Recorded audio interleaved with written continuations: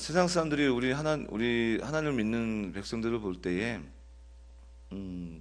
요즘은 뭐 워낙 교회나 그리고 이단들이 많이 파묻힘으로써 세상 사람들은 사실은 그 이단과 건전하게 예수님을 믿는 그 단체들이 구분을 하지 않습니다. 왜냐하면 이단들도 동일하게 우리가 믿는 하나님이라는 그 이름을 사용하면서 사기를 치고 또 나쁜 짓을 많이 하기 때문에 세상 사람들이 바라볼 때는 다 똑같은 기독교인이라고 이렇게 보고 있는 것이 좀 안타까운 일입니다.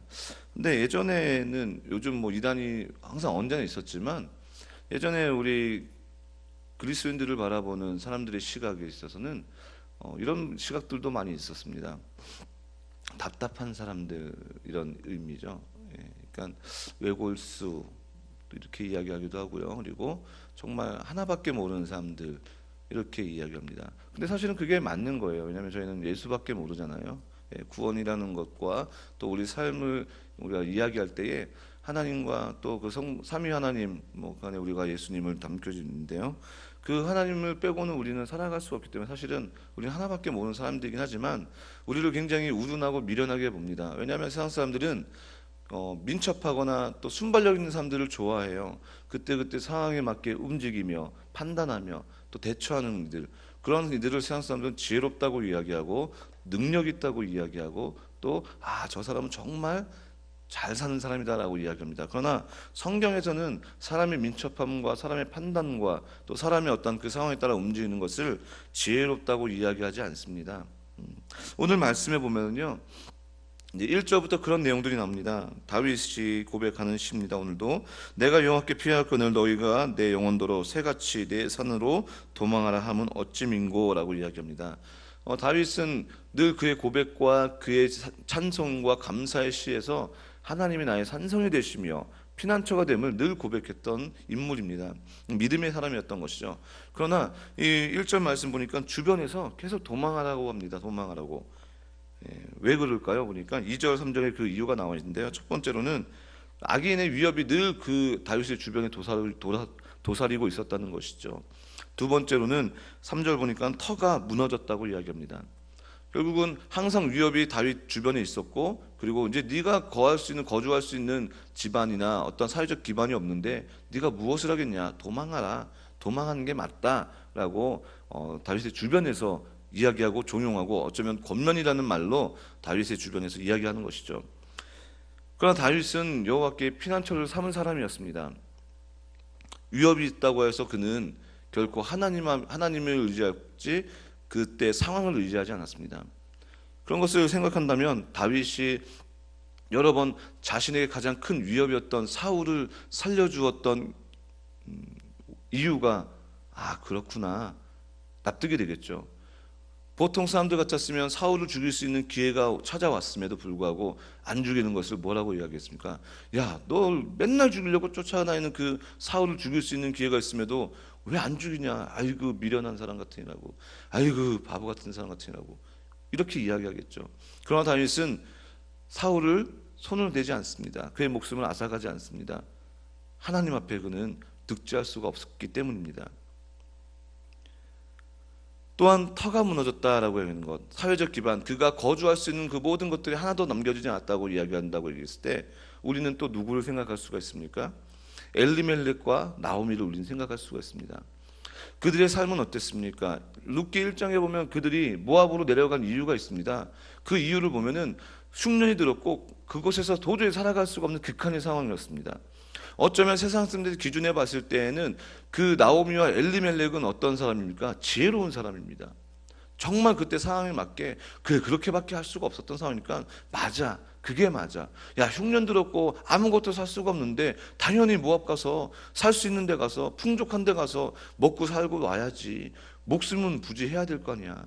세상 사람들의 답은 그들을 오히려 칭찬할 수 있습니다. 그러나 성경에서 나와 있던 그 엘리멜렉과 나오미의 그 삶의 모습은 결코 지혜롭다고 이야기하지 않습니다. 하나님의 피난처로 삼는 신실한 사람들은 환경과 세상 사람들의 조언과 그리고 어떤 우리의 순발력과 우리 인간의 대처를 의지하지 않는다는 말씀입니다. 그렇다고 우리가 병원에 가야 되는데 기도로 낫는 그런 의미가 이야기하는 것이 아닙니다. 우리의 삶의 주권을, 우리가 가지고 있는 그 주권을 하나님께 맡긴다는 그 의미입니다. 미신적인 의미로 받아들이셔서는 안 됩니다. 근데 그런 믿음의 사람들이 그렇게 하나님을 피난처로 삼고 신실하게 의지할 수 있는 이유가 무엇입니까? 4절부터 나옵니다. 여호와께서 그 성전에 계시니 여호와의 보좌는 하늘에 있다라고 말씀하고 있습니다. 그 첫 번째는 하나님의 통치가 하늘의 보좌에 있다는 것, 그것은 하나님의 주권이 강력한 것이고 만물의 주인이 되시기 때문인 것입니다. 다윗은 그것을 인정하였고 그것을 믿고 공공연히 그의 모든 시편에 그가 지은 찬양 가운데서도 많은 부분 그 하나님의 주권과 능력을 찬양할 수가 있었던 것입니다. 그렇기 때문에 그는 세상 사람들이 가지고 있는 조언과 인간적인 피난과 방법들을 의지하지 않고 하나님을 의지할 수가 있다는 것입니다. 오늘 우리도 그 놀라운 하나님의 주권과 하나님의 능력을 믿고 의지하는 우리도 매 순간순간 그 하나님을 피난처로 삼는 우리 모든 성도님들 되기를 간절히 소망합니다. 또한 두 번째는 무엇입니까? 또 그 신실한 자가 하나님을 피난처로 온전히 삼을 수 있는 이유는 4절 하반절을 말씀해 보니까 그 눈이 인생을 통촉하시고 감찰하신다고 이야기합니다. 통촉한다는 것은 원어를 보니까 지극히 바라보는 것, 꾸준히 바라보는 것, 자세히 바라보는 것. 근데 그 자세히 바라보는 것이 그 외관뿐만이 아니라 그 마음의 심중까지 바라보는 것을 의미합니다.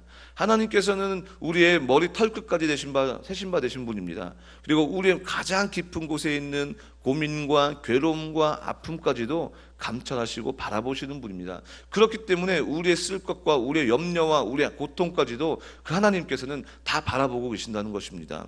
그리고 감찰하신다는 것, 그것을 분별하고 그것을 하나님께서 판단하신다는 겁니다. 그런 하나님의 감찰과 통촉하심은 의인에게만 적용되어지느냐? 그렇지 않습니다. 악인까지도 포함되어 있습니다. 5절 말씀 보니까 여호와는 의인을 감찰하시고 악인과 광포함을 좋아하는 자를 마음에 미워하시도다. 악인에게 그물을 내려 치시리니 불과 유황과 태우는 바람이 저희 잔에 소득이 되리라 라고 말씀하고 있습니다.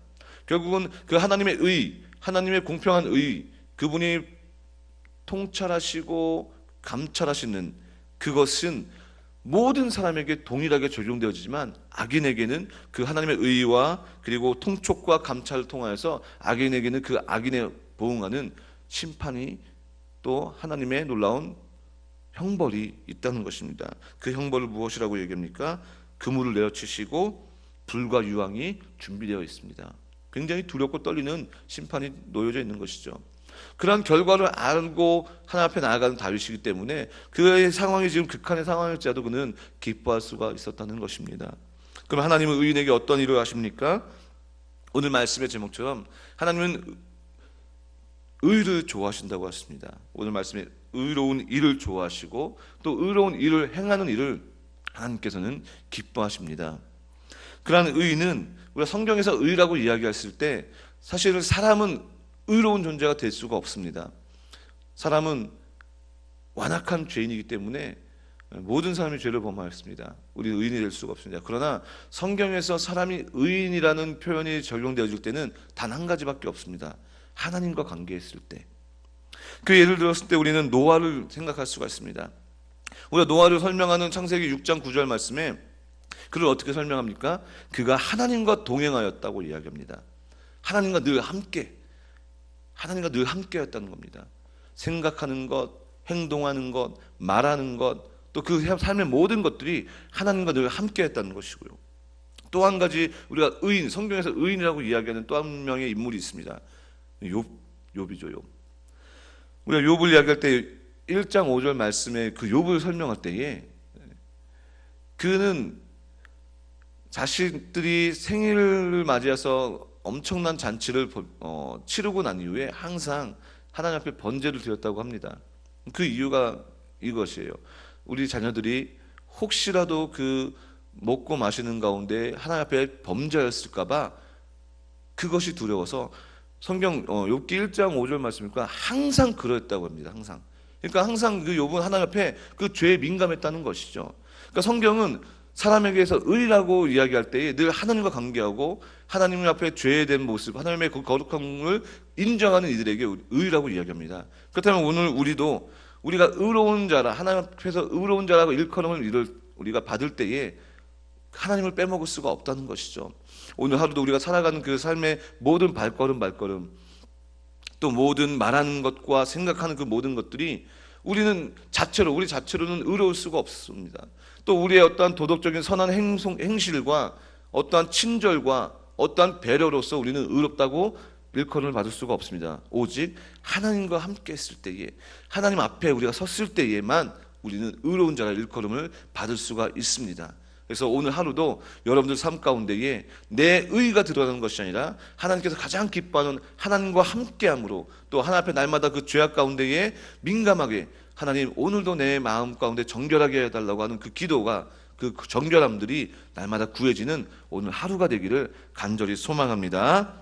기도하겠습니다. 사랑해